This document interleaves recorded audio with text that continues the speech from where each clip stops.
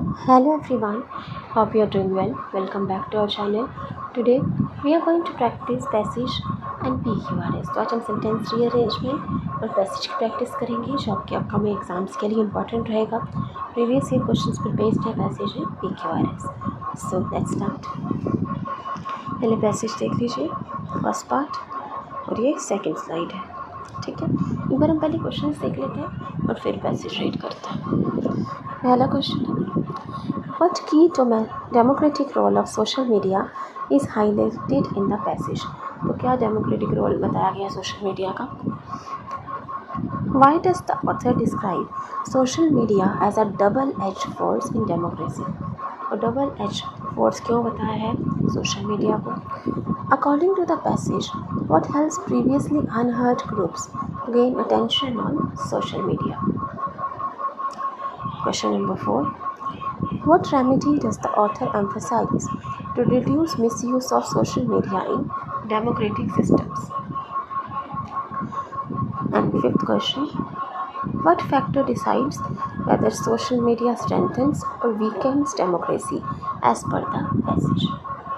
ठीक है, तो हमें ये समझ आ गया क्वेश्चन से कि पैसेज सोशल मीडिया के बारे में है. सोशल मीडिया कैसे इफेक्ट करता है हमारी डेमोक्रेटिक लाइफ को, क्या उसके इम्पैक्ट है, उसके लिए क्या रेमेडी है, इस बारे में क्वेश्चंस में तो ये बात की गई है. तो एक बार हम पैसेज रीड करते हैं. अच्छा, आप पहले रीड कीजिए, वीडियो को पॉज करके स्किमिंग करो और इसको रीड कीजिए. वीडियो पॉज कर लेना.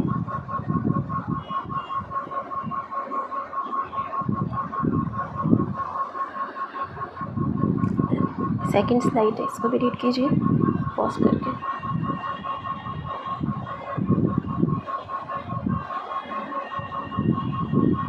पूरा रीड मत करो, बस ऐसे ऊपर ऊपर से पढ़ना.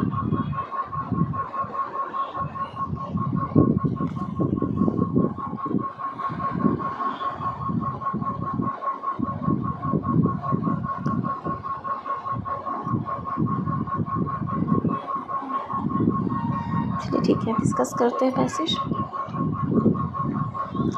The rapid expansion of social media has reshaped democratic life in profound ways, functioning at once as a driver of public participation and a channel for strategic deception. तो जो रैपिड एक्सपेंशन है सोशल मीडिया का use बढ़ता जा रहा है, उसने हमारी जो डेमोक्रेटिक लाइफ है, डेमोक्रेसी को पूरा चेंज कर दिया है इन प्रोफाउंड वेज. प्रोफाउंड का मतलब होता है deep. Functioning at once as a driver of public participation. तो एक तरह से पहले क्या था, पब्लिक पार्टिसिपेशन का ड्राइवर था कि जहाँ पर हम एक दूसरे से कनेक्ट कर सकते थे, पब्लिक से कनेक्ट करते थे.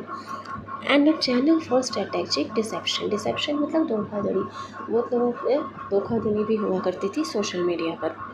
Platforms such as Twitter, Facebook and Instagram, once viewed mainly as spaces for personal sharing, have evolved into major arenas of political conversation. तो प्लेटफॉर्म है जैसे कि ट्विटर हो गया, फेसबुक, इंस्टाग्राम, जो कि पहले पर्सनल शेयरिंग के लिए यूज़ किए जाते थे, एक दूसरे को मैसेज करने के लिए, फ्रेंड के साथ, फैमिली के साथ कनेक्ट करने के लिए यूज़ किया जाता था.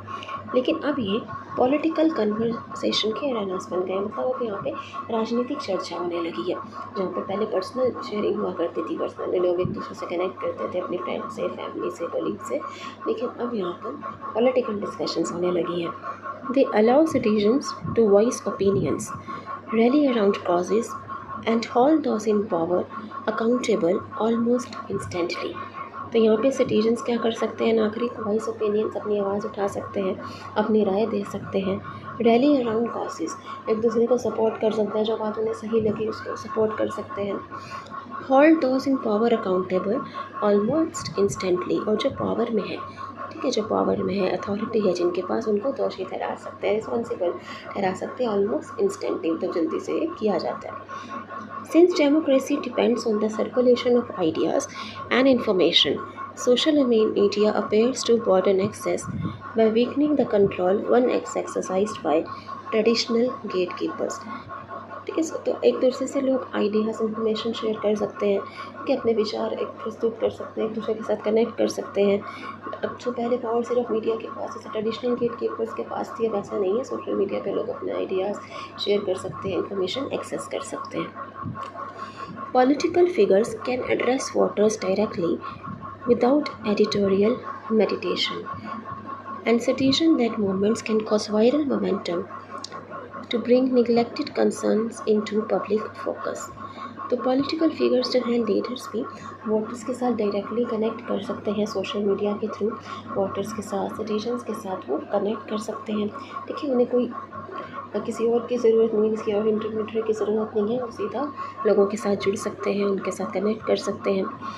और सिटीजन लेड जो मूवमेंट्स हैं, जो प्रोटेस्ट हैं, वो वायरल हो सकते हैं, वायरल मोमेंटम यूज़ कर सकते हैं और वायरल होकर वो लोगों तक पहुंच सकते हैं। कंसर्न्स इनटू पब्लिक फोकस, मतलब लोगों का ध्यान केंद्रित कर सकते हैं वायरल होकर। ठीक है, बहुत लोग ऐसे रील्स देखते हैं, सोशल मीडिया पर मैसेजेस देखते हैं, तो वो वायरल मोमेंटम का यूज़ करके लोगों का ध्यान खींच सकते हैं। In moments of high political intensity, elections concern elections, mass protests, public disputes, this platform operates like a modern digital marketplace of ideas, enabling wider involvement than was previously possible through newspapers or public meetings. तो अब जो लोग हैं वो election हो गए, protest हो गए, उसमें ज़्यादा इन्वॉल्व होते हैं, अपनी ज़्यादा राय दे पा रहे हैं सोशल मीडिया की वजह से। पहले ऐसा पॉसिबल नहीं था। Yet this openness carry serious risk, तो इसमें फ़ायदा भी है लेकिन इसमें रिस्क भी है, थ्रेट भी है। The same networks that spread accurate information can also accelerate falsehoods. अब ये जो सोशल मीडिया है वो सही इन्फॉर्मेशन तो दे सकता है, लेकिन सही के साथ वो गलत इन्फॉर्मेशन भी तो दे सकता है, फॉल्सूट भी तो वो सर्कुलेट कर सकता है, गलत मैसेज भी स्प्रेड कर सकता है।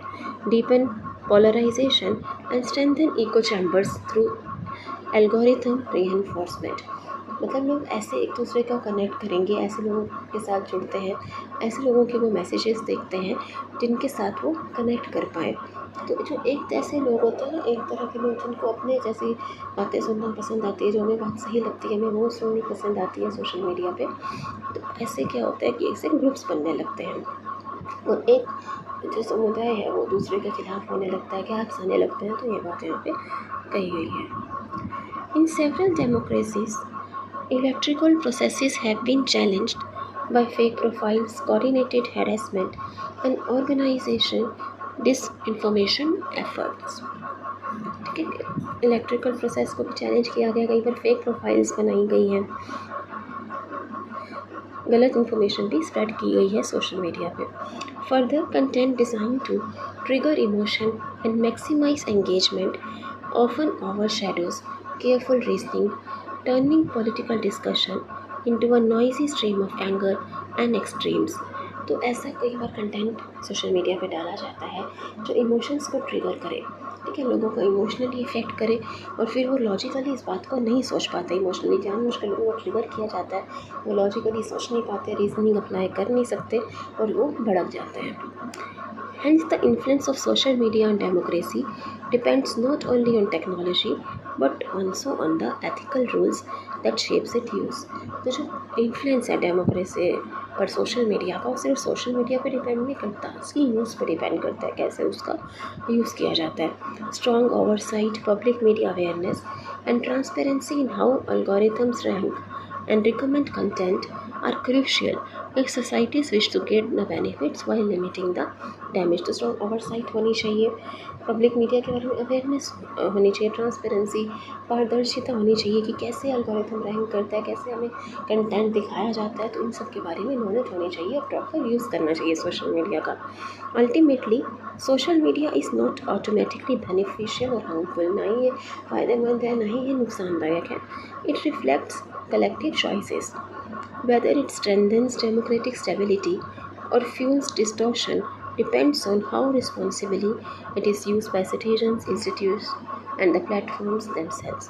तो सोशल मीडिया डेमोक्रेसी को स्ट्रेंथन करेगा या फिर डिस्टॉर्शन करेगा, चीज़ों को तोड़ मरोड़ कर पेश करेगा, तो वो डिपेंड करता है कि कैसे उसका यूज़ किया जा रहा है, ठीक है, कैसे उसका यूँ बेनिफिशियल भी हो सकता है, हार्मफुल भी हो सकता है, डिपेंड करता है उसके यूज़ पे, किस तरह से उसका इस्तेमाल किया जा रहा है, सिटीजन्स के द्वारा, नागरिकों के द्वारा, इंस्टीट्यूशंस और प्लेटफॉर्म्स के द्वारा, कैसे उसका इस्तेमाल किया जा रहा है, ये ज़रूरी है।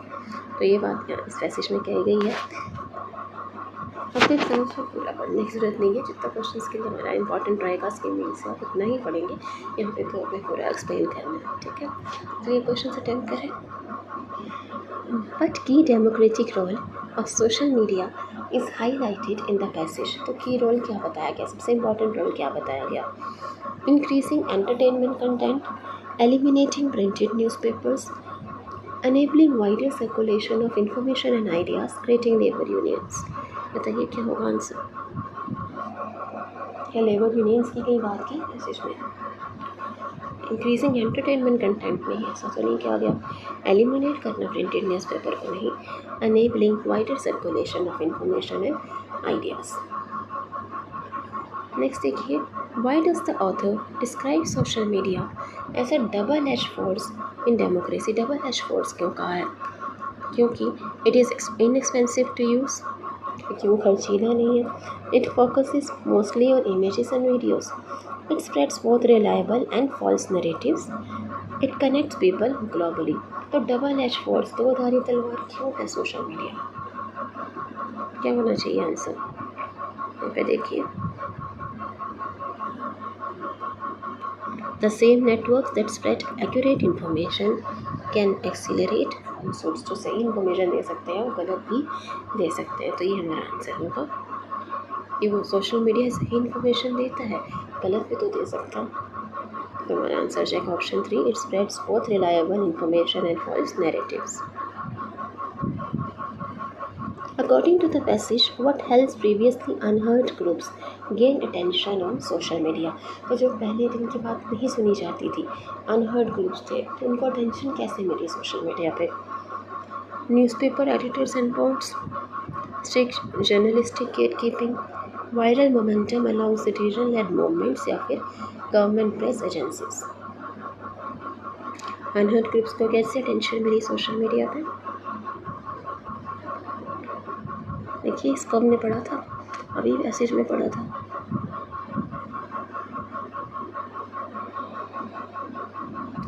Citizen-led movements can use viral momentum to bring neglected concerns into public focus। तो जिनको पहले अटेंशन नहीं मिल रही थी, इग्नोर किया जाता है, नेगलेक्ट नज़रअंदाज किया जा रहा था, उनको सोशल मीडिया वायरल मोमेंटम से फोकस मिला है, अटेंशन मिली है।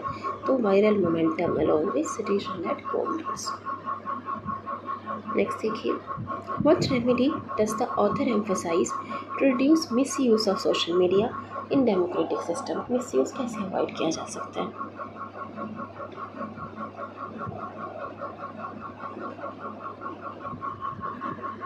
Promoting meme based communication, meme ज़्यादा बनाकर, allowing unrestricted posting of all content, मतलब कोई रोक टोक ना हो, बिल्कुल कोई भी कंटेंट पोस्ट कर दो। Enforcing world wide censorship, media awareness and transparency of algorithm.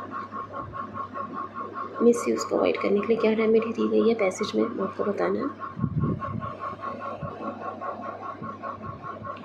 Video भी हमने पढ़ा था।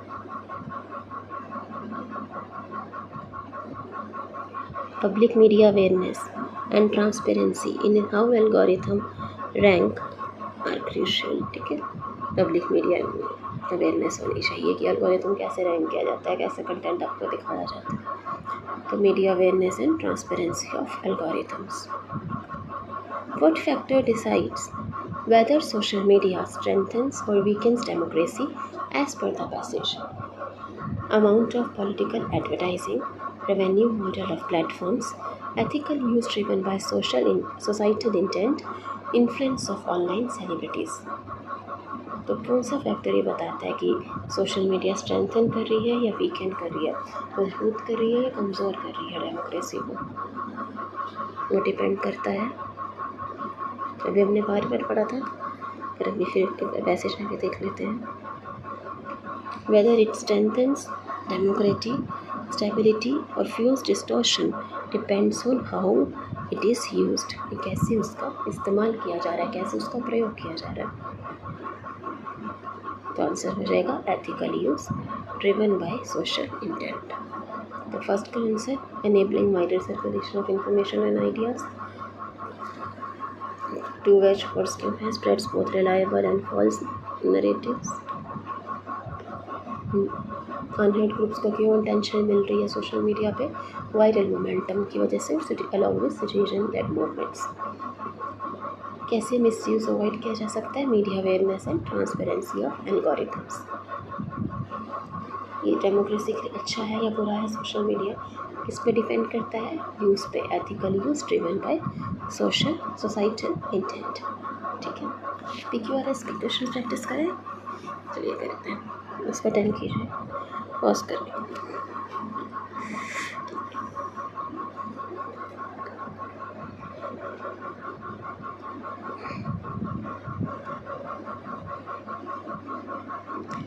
देखिए हमारा किससे स्टार्ट होगा? फर्स्ट सेंटेंस तो फर्स्ट वन से स्टार्ट हो सकता है क्या first sentence? Consequently effective communication depends on more than merely the words we speak.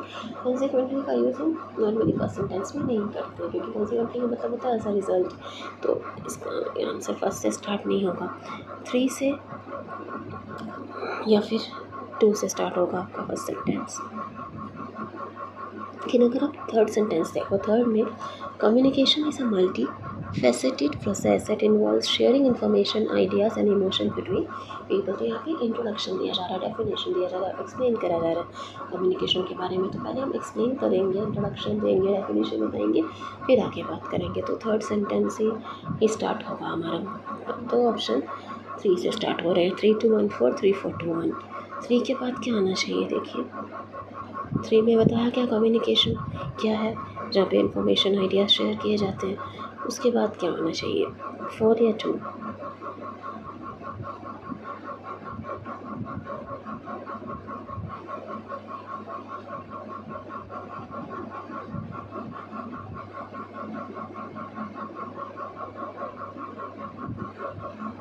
देखो सेकंड में बात की जा रही है नॉन वर्बल सिग्नल्स की। नॉन वर्बल सिग्नल्स जैसे टोन, फेशियल एक्सप्रेशन, जो चेहरे के भाव हैं, गेस्चर्स में communicate more than the spoken message itself. मतलब बिना बोले नॉन वर्बल कम्युनिकेशन भी कई बातें कह देता है। फिर फन में कह रहे हैं consequently effective communication depends on more than merely the words we speak. तो जो इफेक्टिव कम्युनिकेशन है वो सिर्फ वर्ड्स पर डिपेंड नहीं करता। तो पहले हम नॉन वर्बल सिग्नल्स की बात करेंगे, फिर बताएंगे कि वो सिर्फ वर्ड्स पे डिपेंड नहीं करता। तो 3 2 1 4 आंसर हो जाएगा, 3 2 1 4। सबसे पहले 3 जहाँ पे इंट्रोड्यूस किया गया कम्युनिकेशन की डेफिनेशन दी गई। फिर सेकंड में नॉन वर्बल सिग्नल्स के बारे में बताया गया। थर्ड में ये बताया गया कि जो इफेक्टिव कम्युनिकेशन है वो सिर्फ शब्दों पे निर्भर नहीं करता। पहले नॉन वर्बल को बताएंगे, फिर हम आगे बात करेंगे। और फिर लास्ट में often it is this subtle views that reveal how a message is truly meant और रिसीव्ड। क्या तुम्हारा आंसर हो जाएगा? 3 2 1 4, 3 2 1 4। नेक्स्ट देखिए, इसको अटेम्प्ट कीजिए।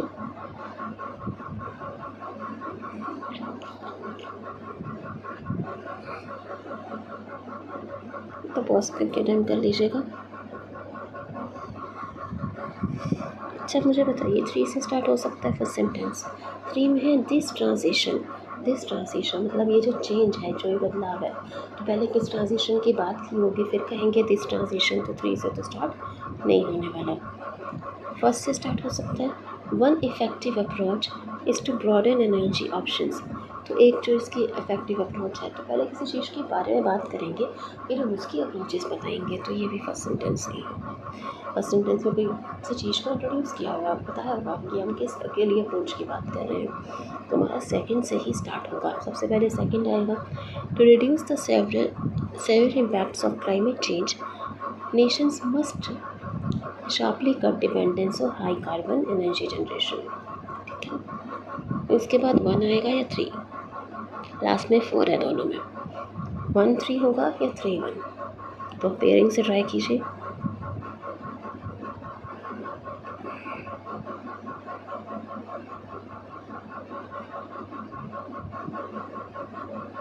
देखो फर्स्ट सेंटेंस में लिखा है one effective approach is to broaden energy options by moving away from fossil fuels towards renewables such as solar, wind and geothermal energy। तो यहाँ पे क्या जा रहा है कि कार्बन एनर्जी पे डिपेंडेंस कम होनी चाहिए, और इसका जो एक तरीका है, एक अप्रोच है, कि वो अपने एनर्जी ऑप्शंस को बनाए, रिन्यूएबल एनर्जी सोर्सेज का यूज़ किया, जैसे सोलर, विंड और जियोथर्मल एनर्जी।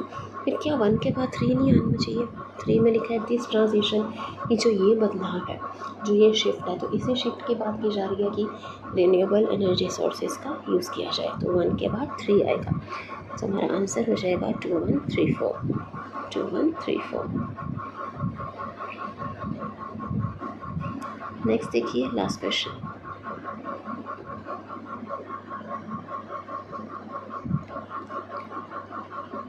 फर्स्ट करके डन कीजिए।